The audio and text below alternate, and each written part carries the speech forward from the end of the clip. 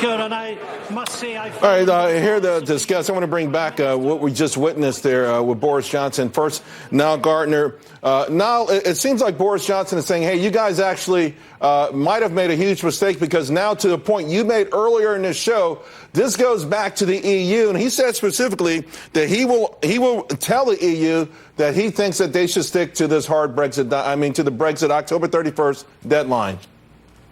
Yes, absolutely the right message sent by the Prime Minister Boris Johnson, which is that Britain still should leave the EU on October 31st.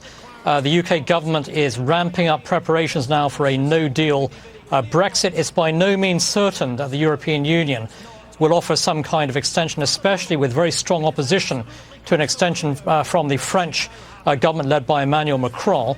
And so I think there is still a strong possibility of Britain leaving the EU on October 31st now under a no-deal Brexit. The Prime Minister had no choice but to withdraw the legislation from Parliament.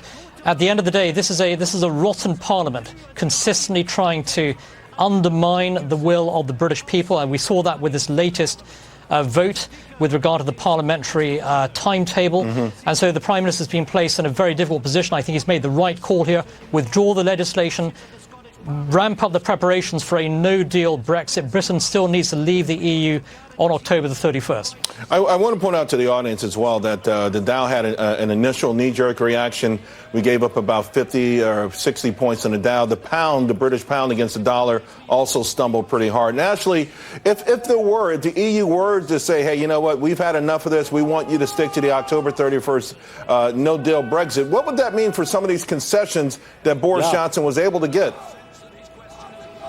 Well, I would say, actually... If England...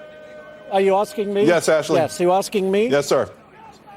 All right. Well, I think if that's the case, if they drop out with no deal at all, the UK, although, if you listen to those that are against that, they'll say it will be Armageddon, there'll be lines at the ports, the shortages of medicine, food, and etc. However, the UK would be free right away to start negotiating some big trade deals. Australia, for one, the United States. And let's not forget that Donald Trump said as soon as you get out of the EU, we can quadruple the type of deal that we're doing with you as it stands right now. The little fly in the ointment for dropping out with no deal is the Benn Act that requires a 3-month delay if nothing is in place.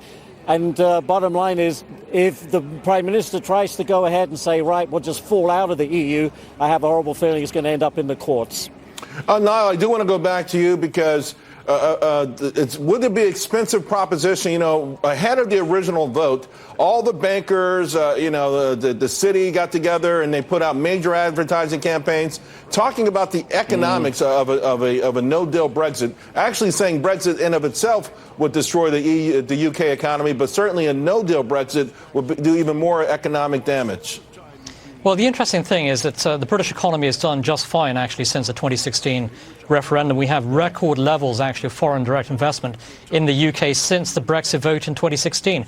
And so I think under a no-deal scenario, actually, Britain will do just fine. I think it's going to be more hard-hitting, actually, for continental Europe, especially for countries such as Germany, very export-reliant. Germany exports about 15% of its cars to the UK.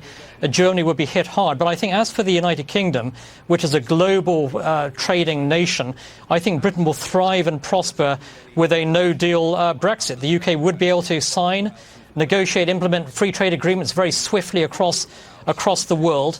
And I think the idea that, the sky is going to collapse if there's a no-deal Brexit really is pure fiction. Right. And I think that Britain will do very well with or without a Brexit deal in place. Niall, thank you very much. Ashley, thank you as well. Folks, we'll be right back.